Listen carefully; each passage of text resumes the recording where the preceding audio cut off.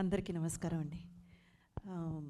ముందుగా ఇలాంటి ఒక మూవీ తీయాలని ఒక సంకల్పం తీసుకొని దాన్ని ఎంతో సక్సెస్ఫుల్గా, అంటే అనుకున్న బడ్జెట్ కంటే కూడా 5 రెట్లు ఎక్కువగా అయినా కానీ ఏమాత్రం వెనకాడకుండా ఈ మూవీని తెరకెక్కించాలి, ఈ చరిత్ర తర్వాత జనరేషన్స్కి వెళ్ళి చేరాలన్న సంకల్పంతో చేసిన గూడూరు నారాయణ రెడ్డి గారికి నిజంగా ఎంత హ్యాట్స్ ఆఫ్ చెప్పుకున్నా తక్కువే.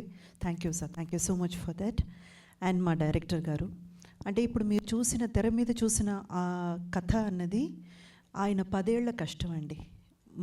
మనం చాలా ఈజీగా ఏం జరిగిందన్నది ఒక 2 లేకపోతే 2.5 అవర్స్లో మనం తెలుసుకోగలుగుతున్నాము. కానీ దానికి వెనక ఆయన పడ్డ కష్టం, ఆయన దానికోసం తీసుకున్న శ్రమ, కూర్చొని ప్రతీది ఆల్మోస్ట్ లైక్ ఒక ఇన్వెస్టిగేషన్ లాగా ఒకటి వెనక ఒకటి ఏం జరిగింది, దీంట్లో ఉన్న నిజాలు ఏంటి.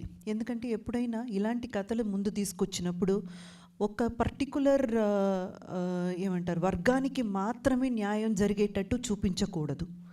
నిజం ఏదైతే జరిగిందో ఆ నిజాన్ని కళ్ళకు కట్టినట్టు నిజంగా చూపించాలి అన్న ఒక తాపత్రయంతో మా డైరెక్టర్ గారు అక్కడ ఏదైతే జరిగిందో అదే తీసుకొచ్చారు తెర మీదకి. ఎందుకంటే ఇందులో మీరు మూవీ చూసినట్టయితే మీకు అర్థమవుతుంది. చాలామంది తప్పర్థం పడతారు. ఏంటంటే ఇది ముస్లిమ్స్కి వ్యతిరేకమైన మూవీ, హిందూస్కి ముస్లిమ్స్కి మధ్య ఉన్న గొడవల గురించి. ఎస్, ఆ గొడవల గురించి మనం చూపిస్తున్నాము, కానీ ఏదైతే జరిగిందో అది చూపిస్తున్నాం. ఇందులో ఒక ముస్లిం జర్నలిస్ట్ క్యారెక్టర్ కూడా ఉంటుంది. ఆ పర్టికులర్ జర్నలిస్ట్ క్యారెక్టర్ అక్కడ జరిగేటువంటి దాని మీద అంతా, అంటే రజాకర్స్ ఏదైతే చేస్తున్నారో దాని మీద పోరాటం చేసేటువంటి ఒక ముస్లిం క్యారెక్టర్ కూడా పెట్టారు. అండ్ మూవీలో కూడా చూసారంటే 6th నిజాం అయినటువంటి మెహబూబ్ అలీ ఖాన్, ఆయన క్యారెక్టర్ ఎంత మంచి క్యారెక్టర్, ఎంత మంచి పనులు చేశారు ఈ సమాజానికి అనేది కూడా చూపించుంటారు. అంటే ఎవరిని కించపరచడానికో లేకపోతే వాళ్ళకి వ్యతిరేకంగా ఈ మూవీ తీయాలన్న థాట్ అయితే లేదు మా డైరెక్టర్ గారికి. కానీ ఈ ఒక పోరాటం అన్నది తప్పకుండా నెక్స్ట్ జనరేషన్కి వెళ్ళి చేరాలి, వాళ్ళకి తెలియాలి. సో ఈ ఒక ప్రయాణంలో మనమందరం అర్థం చేసుకోవాల్సింది ఏంటంటే ఈ మూవీ తప్పకుండా మనం ఎందుకు చూడాలి. ఓటీటీ ప్లాట్ఫామ్లో రావడం నాకు నిజంగా చాలా చాలా సంతోషంగా ఉందండి. ఎందుకంటే థియేటర్లకు వెళ్ళే ఆడియన్స్ ఇప్పుడు తక్కువైపోయారు. అక్కడ దాకా వెళ్ళి ఒక ఫ్యామిలీని తీసుకువెళ్ళాలంటే వాళ్ళ పక్కన ఉన్న కష్టం కూడా మనం అర్థం చేసుకోవాలి. ఎందుకంటే వాళ్ళకి ఎంత ఖర్చు అవుతుంది అదన్నీ క్యాల్కులేట్ చేసుకొని చాలామంది వెళ్ళడమే మానేశారు. కానీ ఇలాంటి ఒక మూవీ ఓటీటీ ప్లాట్ఫామ్లో వచ్చినప్పుడు ఇంకా చాలామందికి వెళ్ళి చేరేటువంటి అవకాశం ఉంది. అది నాకు చాలా సంతోషంగా ఉంది. ఈ మూవీ పర్టికులర్గా ఎందుకు ప్రతి ఒక్కరూ చూడాలని నేను మనవి చేసుకుంటున్నానంటే, మనం ఏ నేల మీద అయితే బ్రతుకుతున్నామో, ఏ గడ్డ మీద అయితే కాళ్ళు తొక్కి నడుస్తున్నామో ఆ గడ్డకున్న చరిత్ర మనకు తెలిసి ఉండాలి. ఇది తెలియకపోతే ఈ గడ్డ మీద బతికే అవకాశం కానీ అర్హత కానీ మనకెవరికి లేదు. సో దయచేసి ప్రతి ఒక్కరు ఈ మూవీ చూడండి. నేను ప్రతి ఒక్కరని చెప్పినప్పుడు అందరినీ కలుపుకుని చెప్తున్నాను. హిందూస్ కాదు, ముస్లిమ్స్ కాదు, క్రిస్టియన్స్ కాదు, ప్రతి ఒక్కరు ఈ మూవీ ఒక చరిత్రగా చూడండి, ఒక హిస్టారికల్ ఇన్సిడెంట్గా చూడండి. ఎందుకంటే ఈ మూవీకి సంబంధించినంత వరకు ఇది తెర మీదకి ఎక్కించాం కాబట్టి నేను మూవీ అని చెప్తున్నాను, కానీ it's a documentation, it's a document అండి.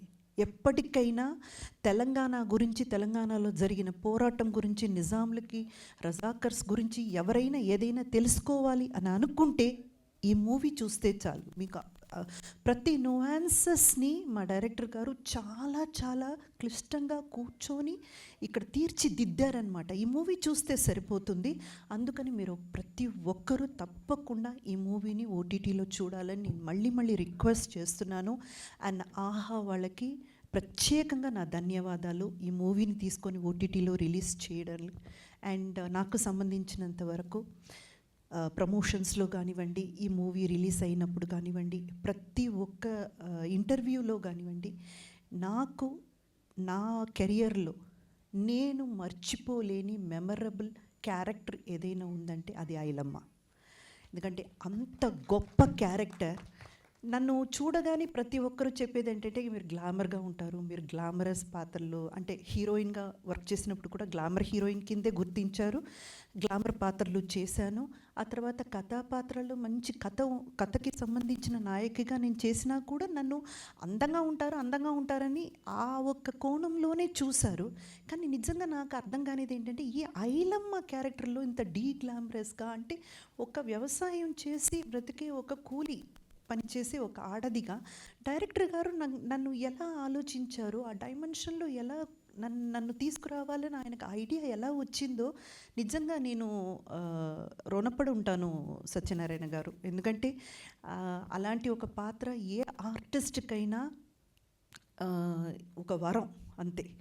ఐలమ్మ అన్న ఆ పేరుకున్నటువంటి ఇంపార్టెన్సు నేను ఈ ప్రమోషన్స్ కోసం అటు తెలంగాణ అంటే కొంచెం లోతుగా వెళ్ళినప్పుడు ఇంటీరియర్ తెలంగాణలోకి వెళ్ళినప్పుడు నాకు అర్థమైంది ఆవిడ్ని ఎలా చూస్తున్నారంటే వీర మహిళగా కాదండి, ఒక దేవతలా చూస్తున్నారు.